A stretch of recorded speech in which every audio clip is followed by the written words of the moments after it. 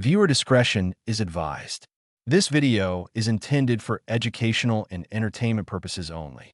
The content is based on verified federal courtroom testimony, as reported by Inner-City Press. The Diddy trial has now reached its 10th day. Inside a crowded federal courtroom in Manhattan, currently the heart of one of the most explosive scandals in music history, another unexpected twist took place. A new celebrity appeared, and with their arrival, another buried truth came to light. Ashton Kutcher, known to millions as the fun-loving prankster, romantic comedy actor, and clean-cut tech investor, showed up, not to entertain, but to testify. On that heavy spring morning, he wasn't playing any of his usual roles. He was there with a purpose, and this time, it was deadly serious. As Ashton stepped forward, the spotlight of fame faded. He was no longer a celebrity. He was a witness in one of the most unsettling trials the entertainment world has seen, with Sean Diddy Combs facing a sweeping array of federal charges, ranging from trafficking to organized crime.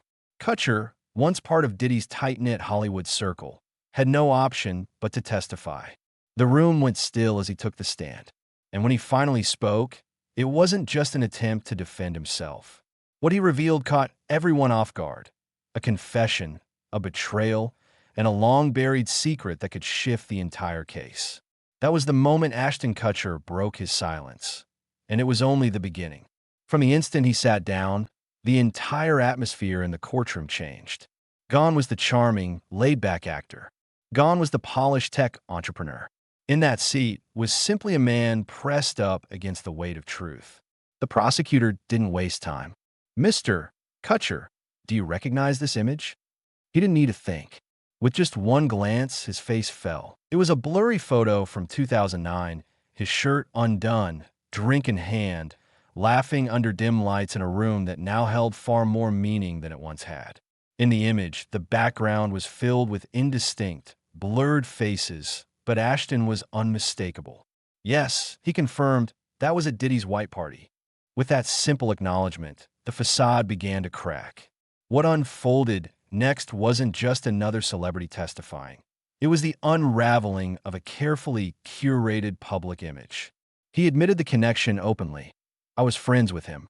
I looked up to him." But then came a sentence that shifted everything. "There are things I saw, things I ignored." That's when he began to paint a broader picture. The rise of a new kind of Hollywood clique: Diddy, Danny Masterson, Wilmer Valderrama, and himself. At first, it was all about glamorous parties. Then, it turned into shared ventures, deals, money.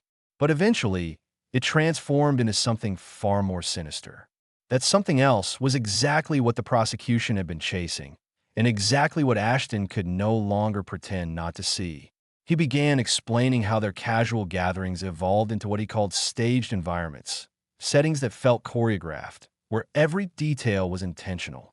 Nothing was random. Everything was exclusive, everything tightly controlled. And the most unsettling part? No one ever talked about it. "I didn't ask enough questions," Ashton admitted quietly. "I should have." As the questioning deepened, the tone shifted. The prosecutor brought up a party from 2013, held at one of Diddy's private residences. That's when the courtroom collectively leaned in. A recording was played. The room filled with faint music, background chatter, and laughter, until one voice cut through the noise. It was Ashton's. "I don't think we should be filming this," he said on the tape. "This is too much, seriously," Ashton's voice said on the recording. The courtroom went completely silent. Then, another voice replied, calm, dismissive. "Relax. It's all taken care of. They already signed." The prosecutor turned to Ashton and asked, "Who were you talking about?" He hesitated, his eyes drifting toward the defense table where Diddy sat motionless. Then he answered. "The guests," he said. "Some are models, some weren't. But most of them had no idea what they were walking into." He shifted uncomfortably in his seat. They didn't know what was going to happen. Not really. By now, the courtroom wasn't responding like this was just another celebrity headline. The energy had changed. This felt heavier, like something deeper was being uncovered. Ashton wasn't just recalling a party anymore. He was revealing a system of control. He described how those events were run. Private rooms, no phones allowed, and a pile of NDAs at the entrance, handed out like party favors. Everyone signed. Even I did, he said, multiple times. Back then, it all felt routine, just part of how things worked. He'd always thought that was just how the industry worked. But sitting there now, it felt different. Now I wonder what I signed away without realizing it, he said. He glanced down, took a breath, then looked up again. There was a whole side of those parties I didn't see, but I felt it. And when I finally did start seeing it, I stayed quiet. That was the moment it really sank in. He wasn't offering excuses. He was owning up to the things he ignored, the things he allowed, and the people he shielded by keeping silent. By then, the courtroom wasn't simply hearing testimony. They were witnessing Ashton peel away the persona he had carefully maintained for years. His hands were visibly shaking. His voice dropped to something almost fragile. This wasn't the voice of a man defending himself. This was the voice of someone burdened by long-held silence, finally finding the strength to speak. Then his tone shifted, darker, more introspective. He spoke about how things had become increasingly paranoid, more tightly controlled. But there was no anger in his voice, just the confusion of someone still trying to understand where a friendship had turned. And then a name came up, one no one expected him to mention so directly. Danny. He and Danny were close, Ashton said. Closer than most people realized. And with that, he began to describe how things started changing behind closed doors. The prosecution played a video clip from Diddy's 2009 White Party, which had been marketed as a charity event. Ashton looked up at the screen, then lowered his gaze. That was my idea, he admitted. We said it was about giving back, but honestly, I think we were selling something else. He didn't need to explain further. The room seemed to understand. The mood shifted. It was as if everyone had finally recognized something they'd been ignoring all along. Ashton kept going. You don't get far in Hollywood without learning when to stay quiet, he said softly. I had money flowing in. I had a clean image. I didn't want to risk any of that. Then came the part that caught everyone off guard. It wasn't just who got invited, it was who didn't. There was a blacklist, he said. If you asked too many questions, the invitation stopped. If you pushed back, you disappeared. And at the top of it all was one name no one ever dared to challenge. Everyone knew the rule, he said. You don't cross Sean Combs. Then came the moment that broke the room wide open. Ashton's voice grew quiet, and his tone shifted. He spoke about a woman who had attended one of those events. She wasn't famous, he said, just a guest. He paused and glanced toward the judge. I won't say which celebrity she came with. That part was redacted from the record, but what she told him stuck with him forever. He looked up, eyes wide, visibly shaken, and said in a near whisper, "They told me not to talk." Just one sentence. But it haunted him. That night changed something for me, he said. It stopped feeling like a party. It felt like a place where silence was the price of entry. His gaze drifted across the room. He wasn't acting. There was no attempt to dodge blame. I'm here because I was part of that circle, he said, and I saw enough to know something wasn't right. I just didn't do enough to stop it. The courtroom remained frozen. The man once known for his charm, for his jokes, for his clean-cut image in tech and entertainment, was now someone doing what almost no one in Hollywood ever dares to do, telling the truth. Celebrity scandal. It had shifted into something deeper, something more unsettling. The prosecutor posed a question that, until now, had only existed in internet rumors and anonymous posts. Was it freak? Ashton didn't answer right away. You could see he hated even saying the word. Finally, he replied, "It's an event. Private. Invite only. Phones taken. Sometimes guests were even blindfolded." He said it was often framed as performance art, but even he admitted it wasn't. Not really. His first time attending was back in 2005. I thought it was a themed party, he told the court. I brought a date. Within 30 minutes, he regretted being there. He didn't go into graphic detail. He didn't need to. There were cameras. I didn't notice them until later, he said. There were people who looked scared, and there were doors he didn't open, unless someone tapped you on the shoulder. Then came the digital evidence. Prosecutors had pulled a guest list from someone's laptop. Ashton's name was on it, marked with 2 words, green lights. It meant I was trusted, Ashton explained. I could go anywhere. I don't know what I did to earn that, but I knew what it meant. Then he spoke about the paperwork. NDAs weren't just for guests. They were for everyone: security, catering, performers. I remember signing one in 2010, he said. It was 28 pages long. We signed it anyway, because back then, that felt normal. Or at least, that's what they made you believe. Leaving, he said, wasn't just about walking away from party. It was walking away from a system, a network. And if you left the wrong way, you didn't come back. When Ashton finally tried to pull away, he said he told Diddy he was done. But Diddy's response was cold and final. You're in, or you're out forever.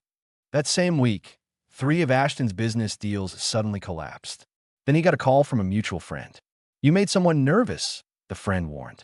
Ashton paused, looked directly at the jury, and said the one thing no one expected from a man with a spotless public image. I wasn't just scared for my career, I was scared for my family.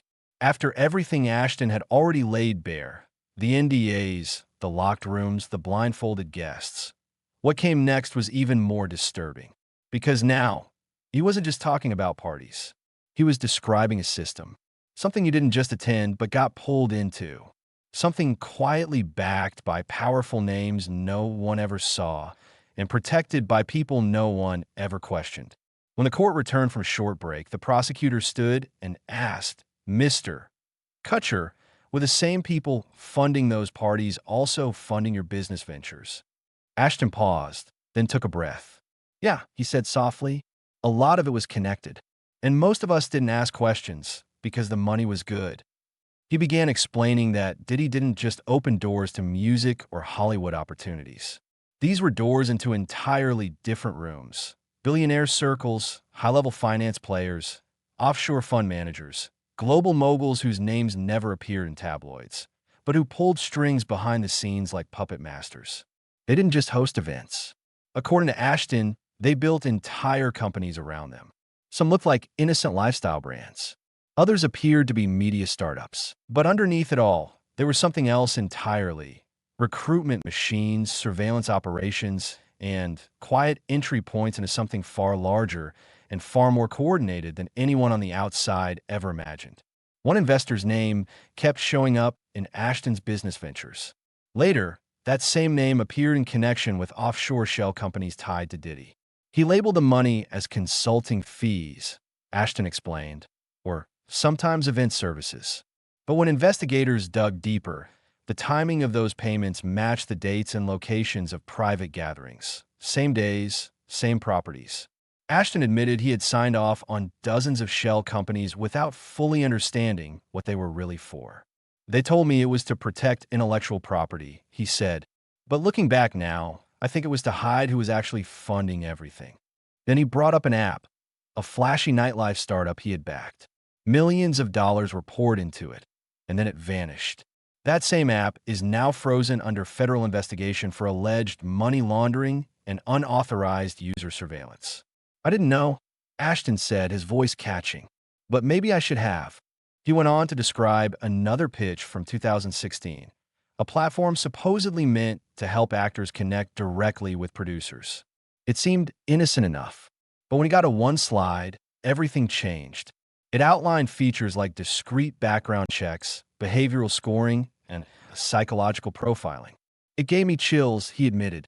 I walked away from that one, he said, but others didn't. And in that moment, the courtroom finally grasped the full scope. This wasn't just about wild parties or fading memories. It was about an infrastructure, something built to look glamorous on the surface, but behind the scenes, it was monitoring, manipulating, and using the very people it attracted. Ashton sat motionless, his voice barely above a whisper. I didn't just invest in the machine, Ashton said. I helped build it. And when it started to turn dark, I tried to run. The courtroom fell silent once more.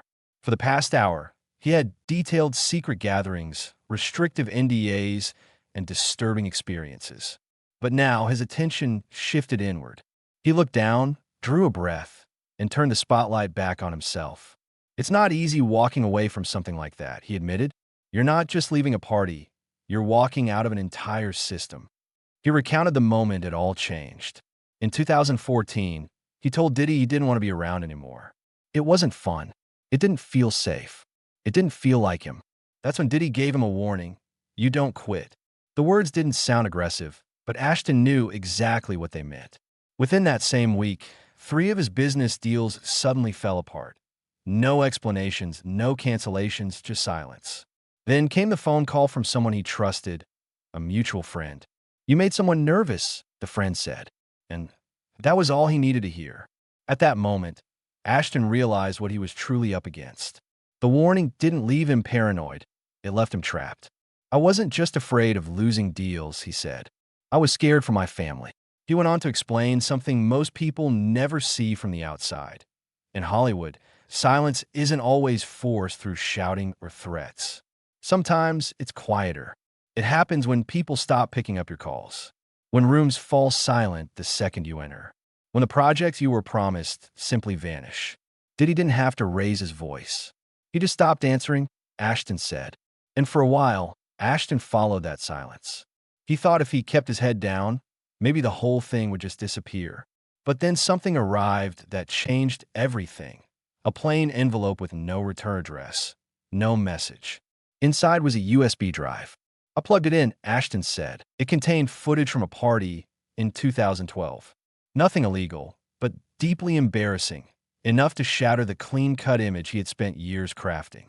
"I got the message loud and clear," he told the court. "They weren't warning me. They were reminding me." After that, Ashton shifted strategies. He didn't make public statements or call people out. He just started stepping back, quietly. He pulled out of a few ventures, stopped responding to certain texts, canceled dinner invitations, turned down appearances, and almost immediately, he felt the pressure start to build. "Every time I tried to back away," he said, "something happened. A tabloid leak, a strange lawsuit, a hacked email, one thing after another." He wasn't just being pushed out, he was being watched. A friend from their inner circle went completely silent for weeks. Then, unexpectedly, that friend reached out from a burner phone. "You know too much. Get out." That was the moment Ashton understood. This wasn't about distance or decisions. It was about control. The more he tried to pull away, the more obvious it became just how far the reach extended. He wasn't just losing deals. He was being erased. By early 2017, Ashton had been avoiding public events, keeping a low profile. But then, at a high-profile charity gala in Los Angeles, he unexpectedly ran into Diddy. He smiled, hugged me like nothing ever happened, Ashton recalled. Said, "You've been missing out," but then Diddy leaned in and whispered something that stopped Ashton cold. "You should be careful about what you don't remember." No raised voice, no threats, just that one sentence. And Ashton knew exactly what it meant. Not long after, another unmarked envelope arrived at his office. No note inside, just another USB. Footage from a 2012 party. Again, nothing illegal, but personal, humiliating. And Ashton realized this was the playbook. Ashton said, "You don't need to scare people when you can embarrass them into silence." After that, he stopped trying to make sense of it all. His focus shifted to just getting through it. Then, in 2018, he received a call that rattled him. Not from a media or a Hollywood executive, but from a friend, someone deeply embedded in their inner circle. The friend warned him a civil lawsuit was on the way. One of the Rat Pack members was about to be exposed. But instead of panic, the message was calm. "Don't worry, we'll handle it." That's when it finally clicked for Ashton. This wasn't about truth, he told the jury. It was about damage control. And I was part of it. He had been playing a role in managing the optics, launching distraction campaigns, coordinating red carpet moments, scheduling charity appearances, all timed to flood the media and drown out anything incriminating. "I thought I was just protecting my reputation," Ashton admitted. "But really, I was helping them bury the truth." That was the turning point. He began cutting ties, quietly, rewriting contracts, moving funds, backing away from anyone connected. But he learned something the hard way. Even when you leave the room never forgets you were there. By 2020, Ashton had done everything he could to repair his public image. He shifted his investments toward charitable causes, gave heartwarming interviews, and filled his social media with family moments and startup success stories. But behind the scenes, he was still in retreat. "I thought if I deleted enough, shut down enough accounts, cut enough ties, It would all go away, he said. But it didn't. I was being followed by a shadow I couldn't outrun. Diddy's name started surfacing again, not at clubs or industry parties, but in court documents and subpoenas. Then came the moment that shattered whatever distance Ashton thought he had created. A video clip surfaced, footage from a party he had co-hosted with Diddy years earlier. It wasn't violent. It wasn't explicit, but it didn't need to be. In the clip, Ashton could be heard saying, "Just keep them calm until we start." That one sentence lit up the internet, and everything he'd tried to bury came rushing back into the light. That wasn't what it looked like, Ashton told the court. We were filming a branding shoot, or at least that's what I believed. But the public didn't care. The backlash was immediate and unforgiving. No PR team could keep up. Endorsement deals vanished. Investors walked away. Even at home, the fallout was unavoidable. Mila was furious, he admitted. She had begged me to step away from all of this years ago. I didn't listen. Now, even his children were starting to ask questions. Why are there cameras outside? Why are people shouting your name? He recalled. And the truth is, I didn't know how to answer. I couldn't even explain it to myself. The courtroom remained silent, as everyone braced for what they knew was coming next. The subject turned to Danny Masterson. Ashton's voice dropped the moment he said his name, and the tension in the room visibly spiked. We came up together, he said. We shared everything, projects, parties, investors. He went on to describe the tight-knit network they had built. Danny brought in his Scientology connections. Ashton had access to Silicon Valley money. Diddy controlled the entertainment pipeline. And when the first accusations against Danny surfaced, it wasn't just lawyers who stepped in. It was high-level favors. I watched it happen, Ashton said. People from every corner of every industry moved, not to uncover the truth, but to bury it. He recounted a dinner in 2017. It was right after Netflix had dropped Danny from the ranch. But the meeting wasn't about supporting a friend. It was about containing the fallout. Around the table were producers, attorneys, PR strategists, even one of Diddy's own legal reps. Emails, later leaked in court, showed Ashton offering help in shaping the media narrative. I thought I was helping a friend, he said, but I was helping cover something up. Then, he peeled back the curtain on how far the machinery really extended. We used to call it the cleanup crew, Ashton said. But it wasn't a person, it was a system. He broke it down into 3 levels. First, hush money, a quiet payout. Second, opportunity, offers of roles, deals, or favors to buy loyalty. And third, the blacklist. If you still didn't play along, you were erased. Some people got a car, Ashton said. Some got a new movie role. And some just never got invited back to anything. The courtroom was riveted. This was no longer about isolated misdeeds. It was about the structure that enabled them, protected them, and made them disappear. Ashton's voice grew steadier. He began describing a night in 2015, an overseas gathering, private, invite only. One of those nights where everything looked glamorous on the outside, but what really mattered was what stayed hidden. At one of those exclusive 2015 gatherings, a woman collapsed in one of the rooms. It was a medical emergency. Security responded instantly, efficient, quiet, and professional. By the next morning, that entire room had been remodeled. I saw the blueprint, Ashton told the court. They covered the entire wall in mirrored glass, like nothing had ever happened. This wasn't just damage control. It was full-on erasure, and it terrified him. Then came 2019. Danny Masterson was starting to unravel.